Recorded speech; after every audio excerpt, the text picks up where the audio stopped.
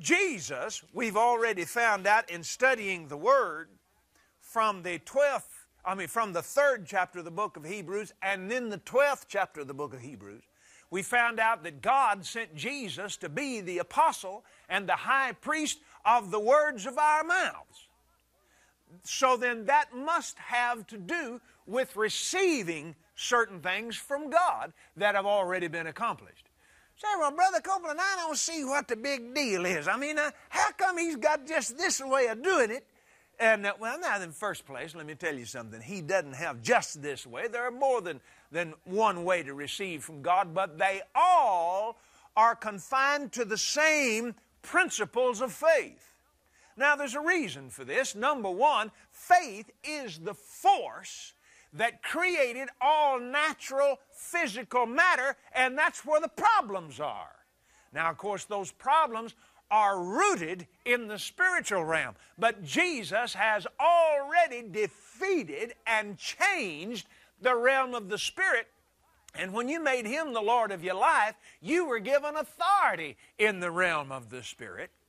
But it is in the spirit realm that the faith is released that affects the natural material realm that needs to be changed.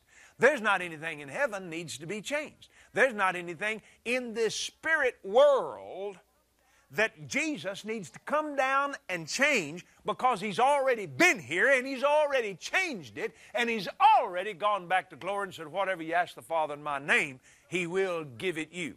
So, the principles of faith must be adhered to. Number one, because faith is the spiritual force that brought all material into existence. You find that in the 11th chapter of the book of Hebrews, among other places. 1st chapter of the book of Genesis.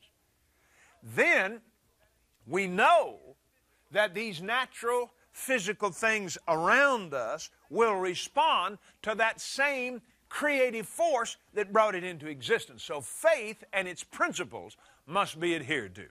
God said it like this in His Word in the 11th chapter of the book of Hebrews, the 6th verse. It is impossible to please Him without faith. The reason for that is it's impossible to please Him unless you let Him give to you, because God is love, and love's deepest desire and pleasure is to give.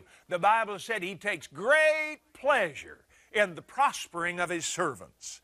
To prosper means to excel in something desirable, to excel in physical health, to excel financially, to excel spiritually, and walk with Him and talk with Him is the greatest, most prosperous thing that exists in heaven and earth.